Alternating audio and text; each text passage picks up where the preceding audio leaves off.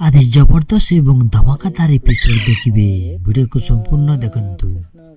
ଆଜି ସରସ୍ୱତୀ ଦେବୀ ପେଲି ଦେବେ ଭବାନୀ ଦେବୀଙ୍କୁ। ଭବାନୀଙ୍କ ମୁଣ୍ଡରେ ଆଘାତ ବାଜିଯିବ। ସରସ୍ୱତୀ ଦେବୀ କହିବେ, ମୁଁ କିଛି ବି ଭୁଲ କରିନାହିଁ ମହେନ୍ଦ୍ର। ଭବାନୀକୁ ହସ୍ପିଟାଲକୁ ଆଣିଲେ।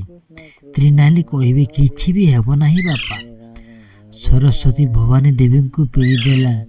ମୁଁ ଜାଣିଥିଲି ଏମିତି କରିବ ବୋଲି। ମୁଁ ଏବେ ଯାଉଛି ସରସ୍ୱତୀକୁ ଏ ଘରରୁ ବାହାର କରିଦେବି। କୃଷିକା କହିବେ, ପ୍ଲିଜ୍ ଭାଇ, ପ୍ଲିଜ୍ ଦିଦି। ସରସ୍ୱତୀ କିଛି ବି କରିନାହାନ୍ତି, ତାଙ୍କର କିଛି ବି ଦୋଷ ନାହିଁ। ବାପାଙ୍କୁ ଅଟକା। ବାପା ଭୁଲ ବୁଝିଛନ୍ତି, ତାଙ୍କୁ ଘରୁ ବାହାର କରିବାକୁ ଯାଉଛନ୍ତି। ତ୍ରିନାଲି କହିବେ, ତ୍ରିନାଲି ତୁମେ ଘରକୁ ଯାଅ, ଏଇଠି ସବୁ କାମ ମୁଁ ବୁଝୁଅଛି। ମହେନ୍ଦ୍ର ସାହୁ ସରସ୍ୱତୀ ସାହୁକୁ ଧକ୍କା ମାରିଦେଲେ। ତ୍ରିନାଲି ଧରିଦେବେ। ଭିଡ଼ିଓଟି କେମିତି ଲାଗିଲା ଆମକୁ ଲାଇକ୍, ସେୟାର ଓ ସବସ୍କ୍ରାଇବ୍ କରିବାକୁ ଭୁଲିବେ ନାହିଁ।